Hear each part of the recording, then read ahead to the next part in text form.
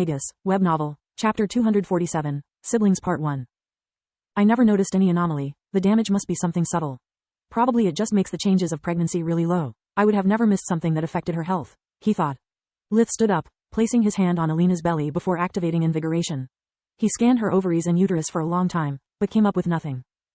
Odd, everything seems fine. Noticing his mother's distressed expression, he tried to reassure her. Don't worry, maybe it's just because I don't know what to look for. I just need reference material. Lith touched Reina's womb, looking for clues. Good gods, Lith snapped back with a shocked expression. Is there something wrong? Reina was on the verge of panic. She had never seen her brother freaking out, not even after having an arm cut off. Yes, I mean no. I'm not ready to be an uncle, I'm too young. The room exploded with cheers, tears, and joy. Lith remained dumbstruck. He really was not ready. Guess they didn't know either. For a moment I thought that Reina's pregnancy was the reason behind Mom's request. Like knowing she is about to become a grandma made her aware of the passing of time. He thought. Thank the gods. Reina squeezed him between her arms, before putting his hand back on her belly. After being married for almost a year, I was starting to be afraid Sentin or I was sterile. I was going to ask for your help right after Mom. How is the baby? This big. Lith's index finger formed a circle about as big as a pea. I want to know if it's healthy. Reina slapped him on the nape. I guess. He shrugged. The fetus was too little. There wasn't much he could see. Lith had no experience in the matter and didn't want to give them false hope. Me and my big mouth. The chances of miscarriage during the first pregnancy are high, or at least, they are on Earth. I can only keep my finger crossed and keep an eye on her. Please, no more surprises. He said using Tista as a template this time. At those words, she became beet red but said nothing. I need a clean slate, he explained. I have no idea if Reina's body has changed to better host the baby. Using her as blueprint could cause a false pregnancy. A few minutes later, he believed to have found the root of the problem. The difficult labor had caused the formation of adhesions in the tubes. Lith had no idea what they were, though. He only recognized them as an anomaly. I got good news and I got bad news. Which do you want to hear first? He asked. The bad news. Alina hugged Roz, who tried to act strong. It's worse than I thought. Between the damage that you suffered and the passing of time, I can't promise a full recovery. What about the good news? Roz asked. I think I can do it, but I need some time to prepare and to ask for guidance. Roz tried to lift Lith out of joy, only to realize a second too late that his son was already taller than himself. They spent the lunch merrily, talking about their plans for the winter. Reina couldn't wait to share the good news with her husband, but remained with them, asking Alina for advice. Lith didn't want to ruin that moment for them, so he avoided talking about the impending danger nor the distress death vision caused him.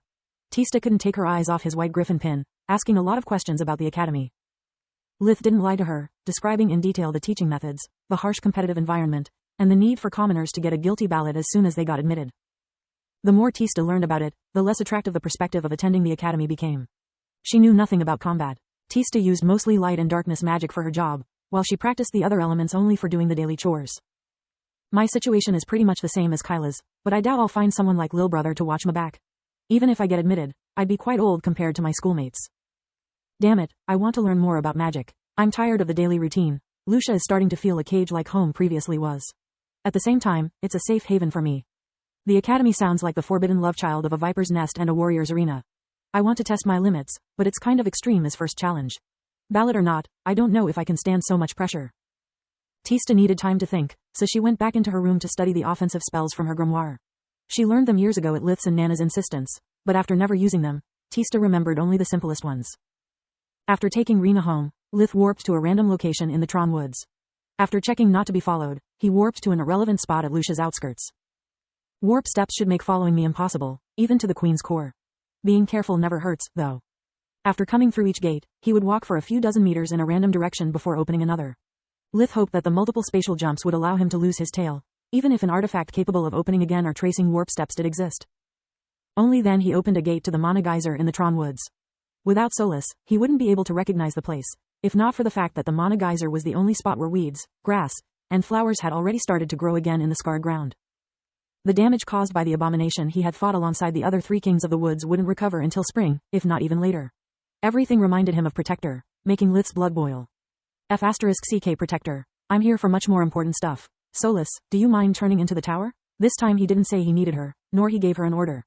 Lith was really asking her permission. Sure, Solus had no idea of what was happening. To reduce the suffering from isolation as much as she could, she had found a way to fall into a kind of deep slumber. Solus had missed all the recent conversations and thought Lith just wanted to train or forge master something. What do you need? She asked. Lith didn't reply until the tower was completely formed before answering. There were no changes from the last time. The repairs on the first floor had progressed, but weren't finished yet. The tower was comprised only by the ground floor and the basement.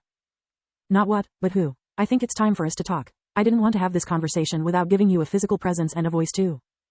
Soulless consciousness took her wisp form. The sphere of light was bigger and brighter than the last time he saw it. When she was close enough, Lith noticed another change. There was something at its center, something that looked almost solid.